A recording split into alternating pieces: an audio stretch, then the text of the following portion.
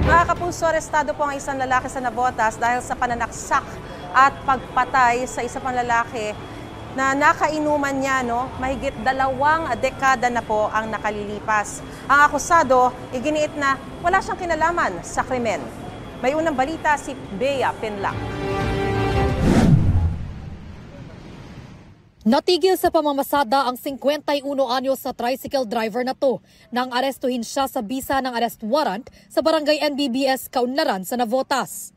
Ang lalaki, mahigit 2 dekada umanong nagtago ayon sa pulisya matapos umanong manaksak at mapatay ang lalaking nakaaway sa inuman noong 2001. Kasabwat umano ng akusado ang 3 niyang kaanak. Yung ating pong sinasabi natin victim, siya po yung siga doon sa lugar na kung saan po yung mga tao doon is tinatakot niya.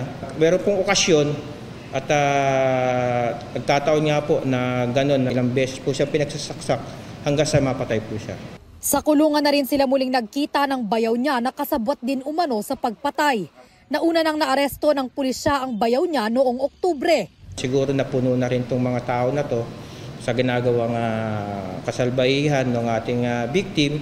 Kaya po dumating na po sa pagkakataon na nag-abot po sila at napatay po yung victim natin. Bukod sa kanila, patay na ang isa sa 4 na akusado habang tinutugis pa ang natitirang isa.